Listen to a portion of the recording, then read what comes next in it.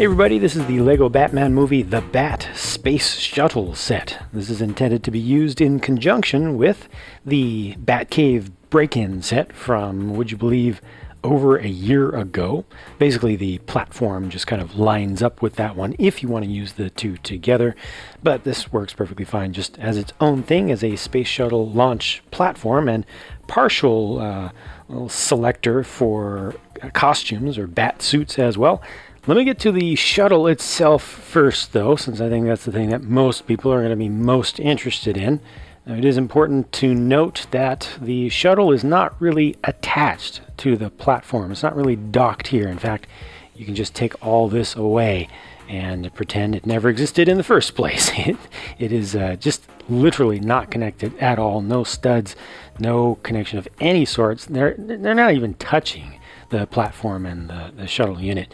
Now, this is set up like an American space shuttle system with the orbiter / re-entry vehicle attached to a combination of a center large fuel tank and a couple of rocket boosters on the side. So all of that can be taken apart. I think they refer to the booster units plus the fuel tank as a triple booster unit, but there's no rocket exhaust on the fuel tank itself, as would make sense.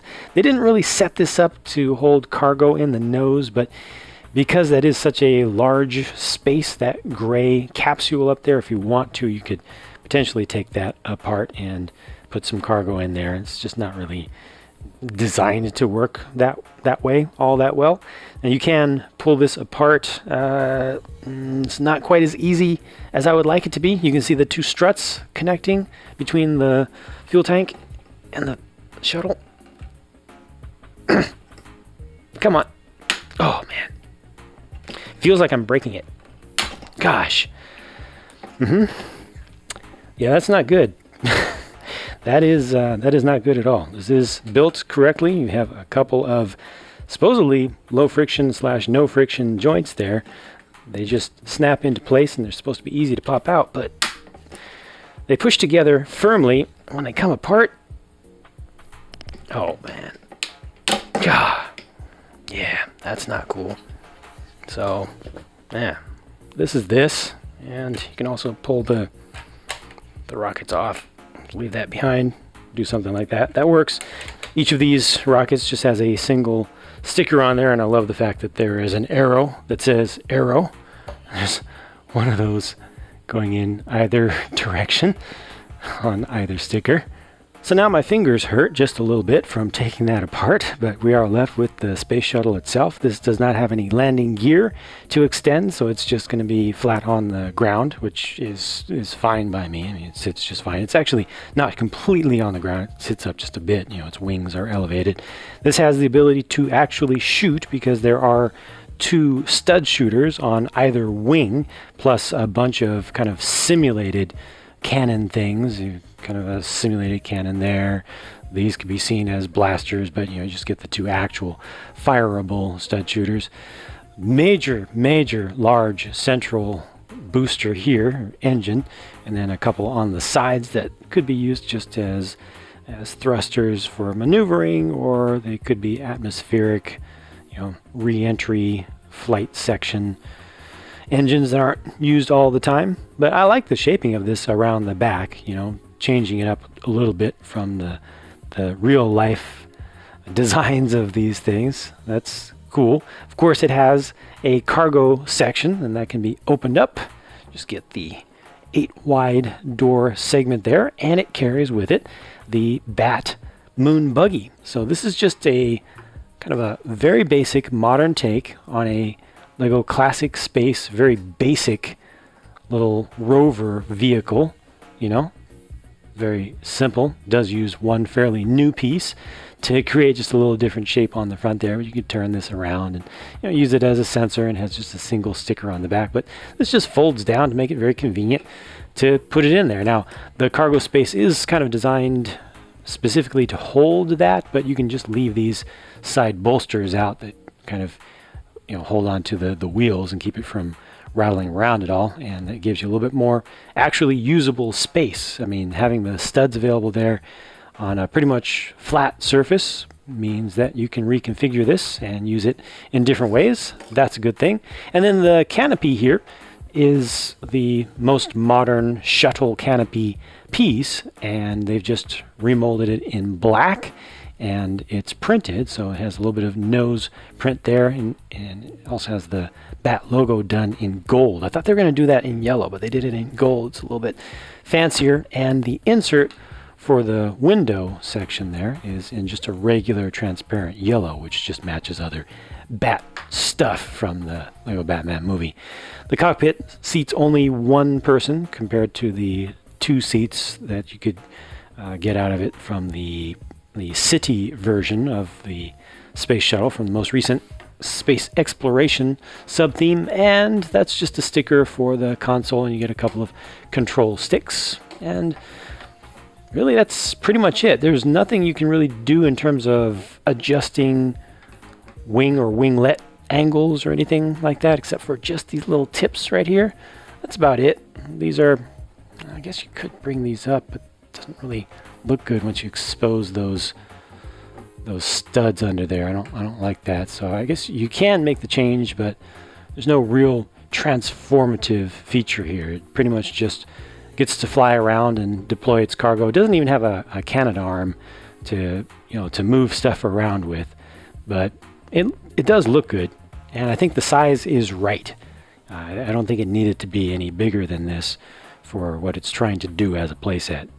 The platform that's left behind doesn't really do that much. I feel like they probably put more into this than they needed to for what it's supposed to do, and I think it does less than they wanted it to for how much they put into it. What I mean by that is you have features that aren't really that useful. For instance, the little track for the different outfits is able to just slide back and forth. I have this guy in, not fully, I'll show you why in just a second, but this is intended to just slide back and forth. It really doesn't do that much. It's supposed to be so that you would be picking one of the outfits, but I mean, if it's only moving that far, there's not really that much point in having it do it at all. It's not like the Batcave break-in set where they actually had the little carousel that you could turn around. That was a cool feature, but this seems kind of a little bit on the useless side in terms of just being able to move it around. Just have a spot for each of those and maybe give us a couple extra spots, and they don't have any extra spots to put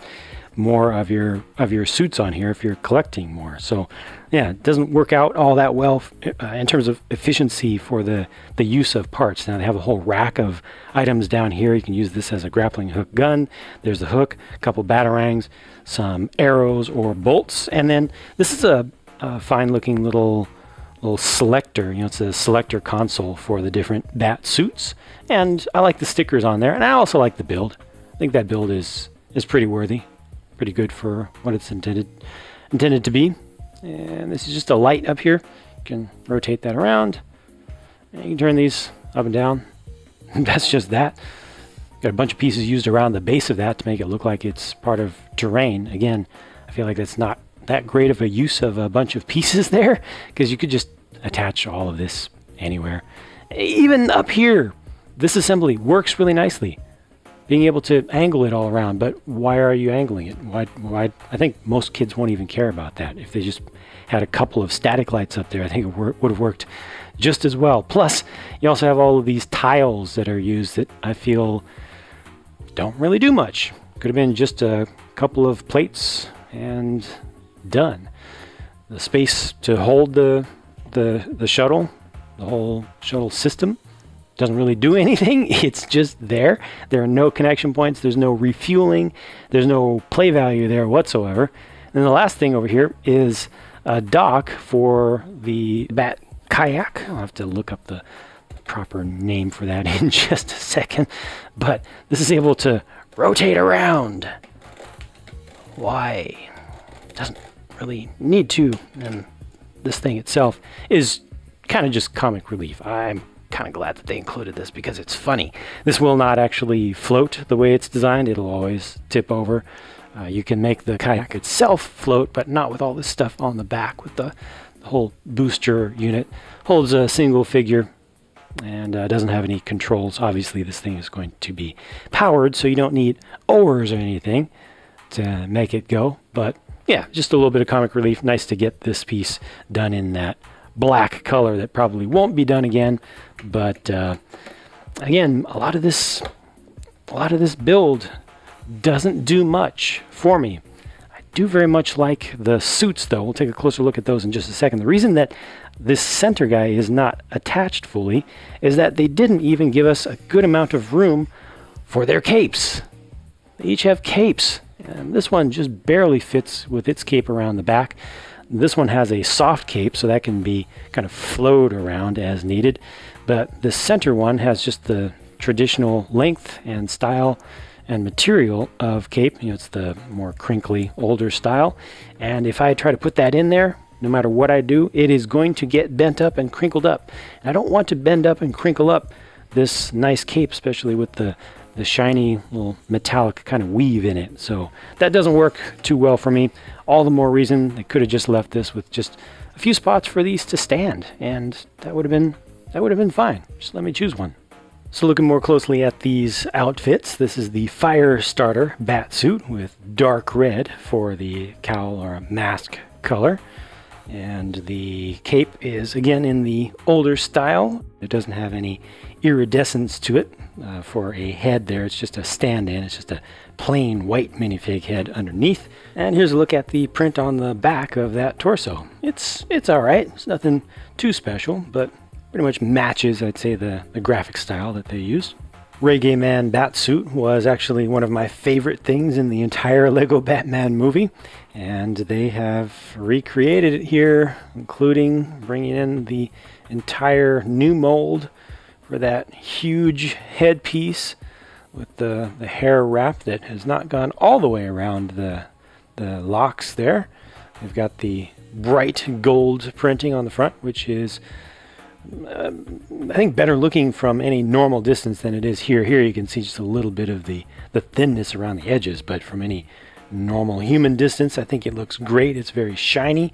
They did go with white as the secondary color, kind of the stand-in for a skin tone color for the arms. That's too bad, so you can't just pop this off and put a Robin or a Dick Grayson head on top of this and see it being just appropriate and completed. They do use dual molded legs there. Let me get some of the stuff off. The arms are also dual molded. The green color is the bright green color, and there's the print on the back of the torso. I do also want to show you what this looks like with the Dick Grayson head on top, just to complete it. So with the arms there, with the white color, it basically just makes it look like he has a long sleeve white shirt on underneath a bright green t-shirt, and then the red is over that. So it can work, and especially since they do have the white shown inside of there, so it kind of helps with establishing that story for what you're seeing. Space Batsuit, I think, looks really good. The print on the legs is just a little bit off. You can see at the top part of the print is shifted just a little bit to the left, but this works out well with the black color for the air tank and just the life support unit piece that's over there. And they've got the painted visor for that. It has the white colored head underneath again to kind of represent a mannequin, and the print on that torso is nice. There's a lot of metallic silver on there. It's pretty shiny. It's just good looking to me, and it's the softer type of cape material, and it has a good print on the back as well. It pretty much again matches the level of detail of the front. I'm glad to be able to see this. I'm glad that they use this type of cape so that you can appreciate all that print that is there. Here's your normal Batman figure in this set, and it is indeed quite normal. I mean, the torso is the exact same thing that they've used on all of them throughout this series, all of the standard Batman figures. Same print on the back of the torso as well. Got the nice style of cape, and what changes from one to the next is just the facial expression, or the head that they use, which gives you two faces. So there's one, and there's the other. So not just your most basic, most plain, most generic expressions. These are a little bit different, which is good, I think. And I think it's good to get a less common one in a more expensive set. Kind of gives it a little more value. So here's the full Dick Grayson figure, and I think this looks great. It's got the skin tone around the eyes. Now that's just a little bit off, a little bit pinkish. Same thing goes for the skin tone just under the neck on the torso, but the rest of the torso print looks really good. The hip print even looks good. The leg prints look good to me. And the print around the back of the torso looks really good as well. So yeah, this is definitely a good figure.